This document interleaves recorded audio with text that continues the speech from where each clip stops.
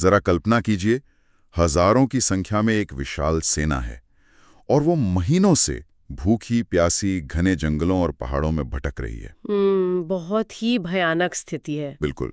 मतलब उनके पास एक लक्ष्य तो है कि उन्हें जाना कहाँ है या क्या ढूंढना है, लेकिन वहां तक पहुंचने का कोई सुराग नहीं है उनके पास। एकदम दिशाहीन भटकाव जिसे हम कह सकते हैं। हाँ, दिशाहीन। और फिर एक दिन चलते चलते अचानक से जमीन ही खत्म हो जाती है। उनके सामने एक अंतहीन उफनता हुआ महासागर आ खड़ा होता है। ओह, जहां से आगे जाने का कोई रास्ता ही नहीं है। कोई रास्ता नहीं, और पीछे मुड़ने का तो विकल्प ही नहीं है, क्योंकि पीछे लौटने का मतलब है सीधा हार और शायद मृत्यु भी।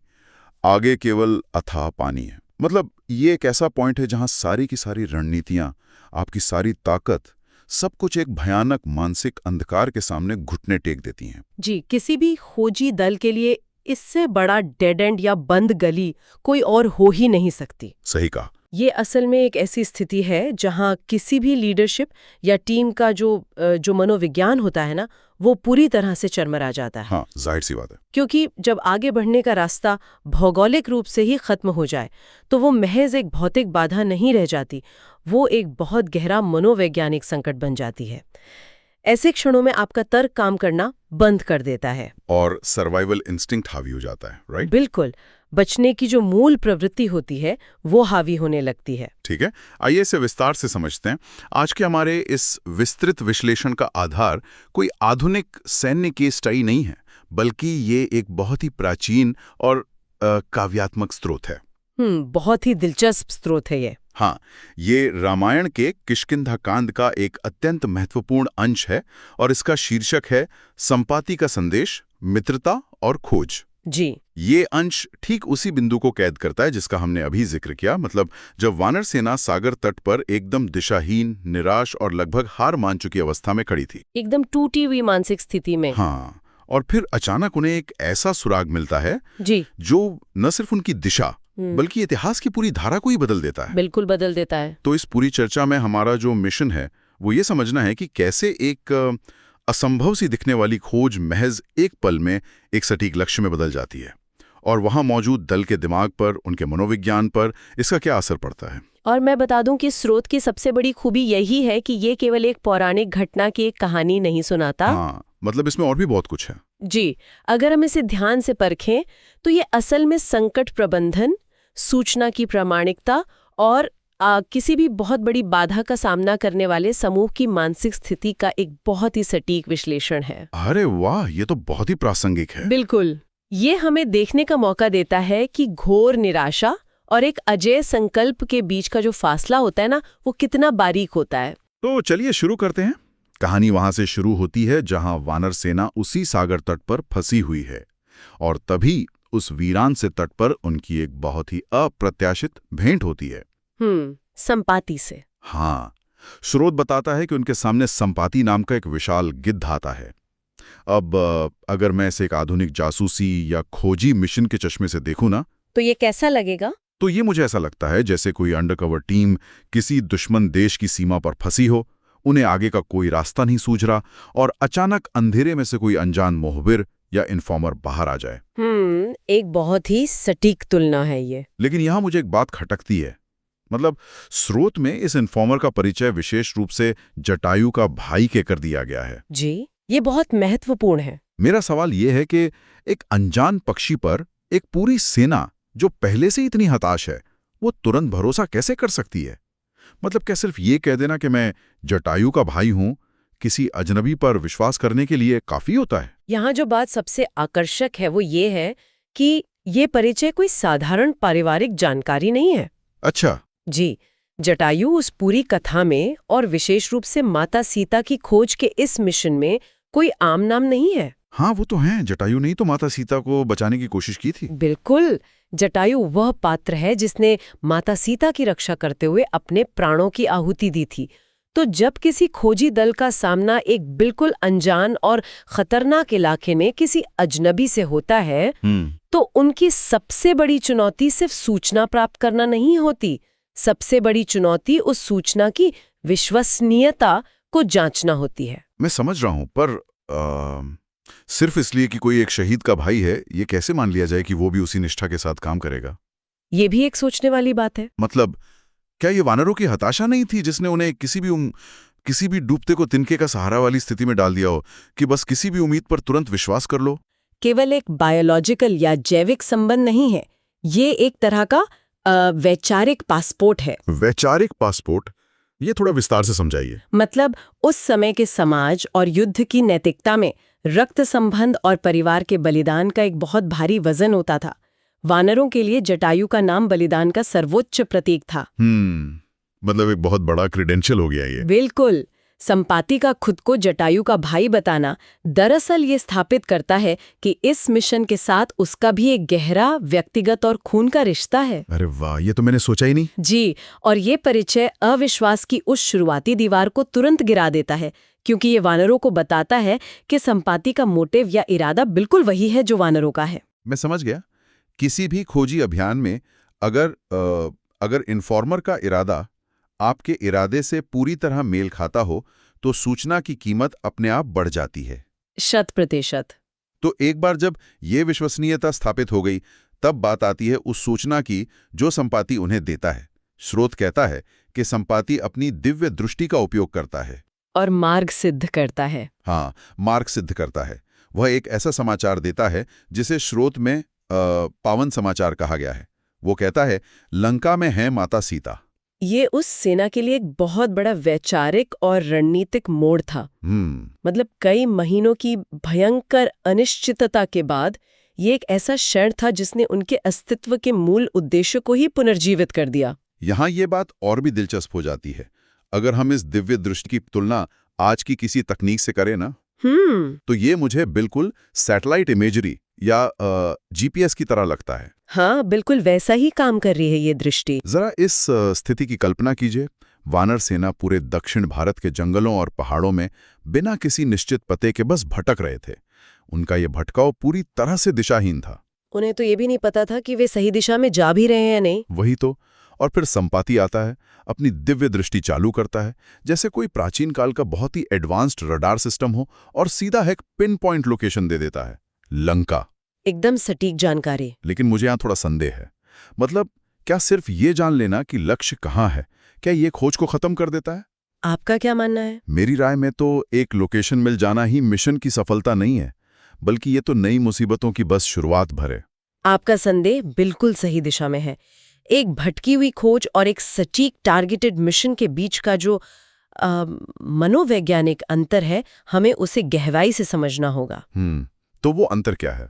संपाति का संदेश खोज को खत्म नहीं करता, बल्कि वह उस खोज की प्रकृति को पूरी तरह बदल देता है। अच्छा। में खर्च होती है। हाँ, ये तो है। क्या हम सही जा रहे हैं? क्या हम कभी पहुंचेंगे? बिल्कुल। अनिश्चितता किसी भी दल के लिए सबसे बड़ी मानसिक दीमक होती है।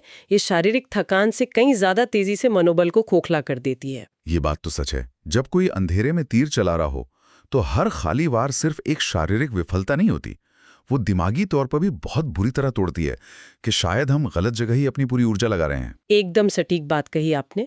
संपाति की ये जो दिव्य दृष्टि वाली सूचना है ना, वो उस अनिश्चितता की जड़ पर सीधा प्रहार करती है। मतलब अब अंधेरे में तीर नहीं चलाना है। जी। वानरों को अब ये नहीं सोचना था कि क्या हम सही दिशा में हैं। उनके पास अब एक स्पष्ट निर्देशांक या कोऑर्डिनेट्स थे। लेकिन जैसा आपने पहले कहा, इससे लड़ाई खत्म नहीं होती। असल में भटकाव खत्म होने के बाद ही असली मिशन शुरू होता है। हाँ, क्योंकि अब आपको असल में कुछ करना है। बिल्कुल। संपाति के उस पावन समाचार ने अज्ञानता के कोहरे को तो हटा दिया, लेकिन उस कोहरे के हटते ही जो दृश्य उनके सामने आया वो बहुत ही भयानक था। मतलब एक और मुसीबत खड़ी हो गई। हाँ, उसने एक नई और शायद उससे भी बड़ी चुनौती को जन्म दे दिया। और स्रोत इसी नई चुनौती की ओर बिना कोई समय गंवाए सीधा इशारा करता है।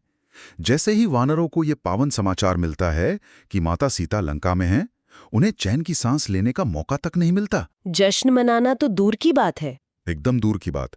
स्रोत स्पष्ट रूप से कहता है कि अब 100 योजन का सागर उनकी अगली सबसे बड़ी दीवार बन गया था। 100 योजन का सागर।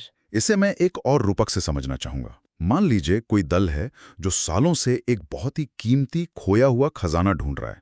वे हर जगह खोज के एकदम निराश हो चुके हैं। ओह। और फिर अचानक उन्हें एक एकदम सटीक नक्शा मिल जाता है और पता चलता है कि खजाना मिल गया, लेकिन वो खजाना मंगल ग्रह पर है। अरे बाप रे, ये एक बहुत ही मारक तुलना है। ये उस विडंबना को बखूबी दर्शाती है जो वानर सेना ने उस क्षण महसूस की होगी। विडंबना तो है ही ना। लक्ष्य का पता चल गया, अनिश्चितता खत्म हो गई, लेकिन वहां तक पहुंचने की जो बाधा सामने खड़ी है वो इतनी अकल्पनीय है कि ऐसा लगता है जैसे नियति कोई बहुत क्रूर खेल खेल रही हो। बिल्कुल। 100 योजन का सागर, मतलब उस युग में बिना किसी पुल के, बिना किसी जहाज या तकनीक के एक पूरी सेना के लिए 100 योजन चौड़ा समुद्र पार करना मंगल ग्रह पर जाने से कम असंभव तो नहीं ही था। एकदम असंभव लग रहा होगा। लेकिन मेरे मन में यहाँ एक और सवाल उठ रहा है। स्रोत में एक बहुत ही खास शब्द का इस्तेमाल किया गया है, दीवार। मैं इस दीवार वाले रूपक से पूरी तरह सहमत नहीं हूं। क्यों? क्योंकि सागर तो फैलाव का प्रतीक है ना, क्षितिज तक फैला हुआ पानी, उसे दीवार क्यों कहेंगे? मतलब दीवार पर तो चढ़ा जा सकता है या उसे तोड़ा जा सकता है, लेकिन सागर तो एक ऐसी गहराई है जो इंसान को निगल जाती है। क्या दीवार शब्द उस खतरे को थोड़ा कम करके नहीं आंक रहा? अगर हम इसे व्यापक संदर्भ से जोड़ के देखें तो पाएंगे कि दीवार शब्द का चुनाव यहाँ बहुत ही सोच समझ कर किया गया है। अच्छा, कैसे? भौतिक रूप से सागर निश्चित रूप से एक क्षैतिज फैलाव है, एक हॉरिजॉन्टल एक्सपेंस। लेकिन जब हम मनोविज्ञान की बात करते हैं तो कोई भी चीज जो आपके रास्ते को पूरी तरह से अवरुद्ध कर दे, जिसके पार आप देख तो सकते हैं लेकिन जा नहीं सकते, तो वो दीवार बन जाती है। बिल्कुल, वो दिमाग में एक वर्टिकल या खड़ी दीवार का ही रूप ले लेती है। मतलब वो एक तरह का पूर्ण मनोवैज्ञानिक ब्लॉक बन जाता है। जी, सागर को दीवार कहने का अर्थ ये है कि ये महज पानी का फैलाव नहीं था, ये उनकी क्षमता, उनकी शक्ति और उनके संकल्प के सामने खड़ी एक ऐसी ठोस अभेद्य चुनौती थी जिसे लांघना एकदम असंभव प्रतीत हो रहा था। समझ गया। अज्ञानता एक मानसिक समस्या थी जिसका समाधान संपाति ने कर दिया, लेकिन उस मानसिक समाधान ने तुरंत एक नई और बेहद कठोर भौतिक समस्या को जन्म दे दिया। हाँ, जो कि 100 योजन का सागर था। बिल्कुल, और ये किसी भी बड़े खोजी अभियान का एक कड़वा सच होता है। एक स्तर की समस्या का हल अक्सर हमें अगले और अधिक खतरनाक स्तर के मुहाने पर लाकर खड़ा कर देता है। ये एक बहुत ही खौफनाक विचार है। मतलब तार्किक रूप से देखा जाए तो महीनों के भटकाव के बाद जब किसी को ये पता चले कि उसकी मंजिल एक 100 योजन चौड़े उफनते सागर के उस पार है, तो मनोबल टूट जाना चाहिए। हाँ, किसी का भी मनोबल वहीं टूट जाना चाहिए। एक सामान्य प्रतिक्रिया यही होनी चाहिए कि भाई ये हमारे बस की बात नहीं है, चलो हम वापस चलते हैं। बिल्कुल, सर्वाइवल इंस्टिंक्ट यही कहता है। यही वो बिंदु है जहां सर्वाइवल इंस्टिंक्ट को हावी हो जाना चाहिए और टीम को बिखर जाना चाहिए। लेकिन स्रोत के अंतिम भाग में जो वर्णन है वो मेरी समझ से बिल्कुल परे है। वो पूरी तरह से विरोधाभासी है। और मैं बता दूं, यही इस पूरे प्रसंग का सबसे चरम और विश्लेषण करने योग्य बिंदु है। स्रोत कहता है कि संपाति की वाणी ने वानरों में नया जोश भर दिया है और लंका विजय का जो उनका संकल्प है वो अब और भी मदहोश हो गया है। मदहोश बहुत ही गहरा शब्द है। हाँ, यहाँ इस मदहोश शब्द का प्रयोग बहुत ही ताकतवर और अजीब भी है। तो इस सब का असल में क्या अर्थ है? मैं यहाँ सच में बहुत उलझन में हूं। 100 योजन की दीवार सामने खड़ी है, पार जाने का कोई तार्किक रास्ता नहीं है, एक तरह से मौत साफ साफ दिखाई दे रही है। लेकिन डरने या पीछे हटने के बजाय उनमें एक नया जोश आ जाता है। एक खौफनाक भौतिक बाधा एक मदहोश कर देने वाले जुनून में कैसे बदल सकती है? संपाति के उस पावन समाचार में ऐसा क्या था जिसने बुनियादी मानव या वानर प्रवृत्ति को ही एकदम पलट दिया? यह एक महत्वपूर्ण प्रश्न खड़ा करता है और इसका उत्तर लक्ष्य की पवित्रता और स्पष्टता के मनोविज्ञान में छिपा है। लक्ष्य की पवित्रता? जी, देखिए, जब तक दल भटक रहा था उनकी ऊर्जा केवल संशय में जल रही थी, और संशय जो है ना वो इंसान को अंदर से खोखला करता है। हाँ, वो हमने पहले भी डिस्कस किया। लेकिन संपाति के संदेश ने उस संशय को मिटाकर उन्हें एक अचूक दिशा दी। लेकिन दिशा तो मौत की तरफ भी हो सकती है ना? मतलब सिर्फ दिशा मिल जाने से कोई मदहोश कैसे हो सकता है? वो इसलिए क्योंकि वो दिशा एक बहुत ही गहरे उद्देश्य से जुड़ी थी। यह केवल किसी वस्तु को खोजने का कोई साधारण मिशन नहीं था। हम्म। स्रोत इसे पावन समाचार कहता है क्योंकि यह माता सीता की खोज थी, जो उनके लिए धर्म, कर्तव्य और निष्ठा का सर्वोच्च प्रतीक थी। अच्छा, तो ये एक इमोशनल और मॉरल ड्राइव थी। बिल्कुल। जब उद्देश्य इतना स्पष्ट और नैतिक रूप से इतना प्रबल हो और अचानक ये पुष्ट हो जाए कि वो लक्ष्य वास्तव में वहां है, मतलब वो कोई भ्रम नहीं है, तो बाधा की विशालता का जो गणित होता है ना, वो दिमाग से गायब हो जाता अरे है। वाह, मतलब जब आपका क्यों इतना बड़ा हो जाए तो कैसे का डर अपने आप खत्म हो जाता है। बिल्कुल सही पकड़ा आपने। 100 योजन का सागर अब उन्हें इसलिए नहीं डरा रहा था क्योंकि वो एक बाधा था, बल्कि वो उनके संकल्प की परीक्षा का एक बहुत ही भव्य मंच बन गया था। एक अपॉर्चुनिटी बन गया था खुद को साबित करने की। जी, यहाँ मदहोश शब्द उस मनोवैज्ञानिक अवस्था को दर्शाता है जिसे आज की भाषा में हम फ्लो स्टेट कहते हैं, या एक तरह का चरम जुनूनी फोकस।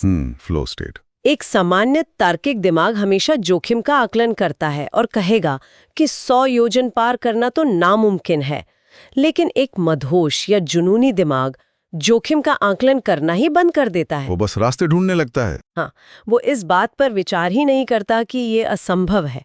उसकी पूरी की पूरी चेतना केवल इस बात पर केंद्रित हो जाती है कि इसे कैसे संभव बनाया जाए। ये तो एक तरह का एड्रेनलिन रश है, मतलब जहां लोग संकट के समय में अचानक से कारों को भी उठा देते हैं, क्योंकि उस वक्त तर्क काम नहीं कर रहा होता, सिर्फ एक गहरा उद्देश्य काम कर रहा होता है। एकदम सटीक उदाहरण दिया आपने। हताशा और शारीरिक थकान के एक ऐसे गर्त से निकलकर अचानक परम प्रेरणा और अजेय जुनून की ओर जाने का ये एक बहुत ही ऐतिहासिक मनोवैज्ञानिक शिफ्ट है। सच में अद्भुत है। संपाति ने उन्हें सिर्फ लंका का नक्शा नहीं दिया था, उसने उन्हें उस नक्शे के साथ जुड़ा हुआ उनका अर्थ या मीनिंग वापस कर दिया था। और जब किसी समूह को उसका अर्थ मिल जाता है ना, तो कोई भी दीवार उसे रोक नहीं सकती। क्या बात है। तो अगर हम इस पूरे काव्यात्मक और मनोवैज्ञानिक सफर को एक सूत्र में पिरोने की कोशिश करें, हाँ। तो हमने शुरुआत की थी एकदम हताश और दिशाहीन सेना से, जो सागर तट पर एक ऐसे बिंदु पर खड़ी थी जहां से आगे जाने का कोई रास्ता नहीं था। एक परफेक्ट डेड एंड। हाँ, फिर वहां एक अप्रत्याशित इन्फॉर्मर संपाति का आगमन होता है, जिसकी विश्वसनीयता उसके पारिवारिक इतिहास और जटायु के महान बलिदान से तय होती है। जी। उसकी दिव्य दृष्टि एक अचूक जीपीएस की तरह भटकाव के उस जानलेवा कोहरे को चीर देती है और लंका का एकदम पिन पॉइंट लोकेशन देती है। बिल्कुल।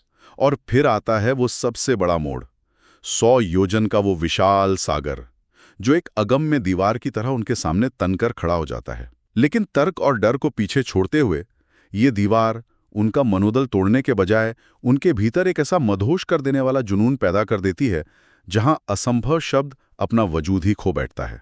ये असल में अज्ञान के अंधकार से सूचना के प्रकाश की ओर की यात्रा है और गहरे संदेह से एक ऐसे अटूट विश्वास की ओर जाने का सफर है जहां सारी की सारी भौतिक बाधाएं बिल्कुल बौनी साबित हो जाती हैं। एकदम सही।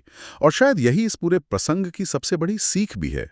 इस गहन चर्चा के अंत में एक बहुत ही गहरा विचार मेरे मन में आ रहा है। वो क्या? क्या ये संभव है कि संपाति के उस संदेश की असली ताकत केवल लंका की भौगोलिक स्थिति बताने में थी ही नहीं? क्या उसकी सबसे बड़ी देन वो मनोवैज्ञानिक स्पष्टता थी, जिसने एक असंभव से दिखने वाले 100 योजन के सागर को पार करने का वो पागलपन भरा साहस पैदा किया? बहुत ही गहरा सवाल है। मतलब जब जीवन में किसी खोज का सत्य पूरी तरह से स्पष्ट हो जाता है और लक्ष्य की पवित्रता सामने होती है, तो क्या सामने खड़ी सबसे बड़ी और डरावनी दीवारें भी महज पार किए जाने वाले मील के पत्थर बनकर नहीं रह जाती? बिल्कुल। ये एक ऐसा सवाल है जो उस पौराणिक समुद्र तट की लहरों से उठकर आज भी हर उस इंसान या दल के सामने खड़ा है जो किसी असंभव सी लगने वाली खोज में लगा है। एक बार लक्ष्य एकदम स्पष्ट हो जाए, तो क्या सागर वाकई एक दीवार रहता है या वो बस एक नया रास्ता बन जाता है? ये सोचने वाली बात है।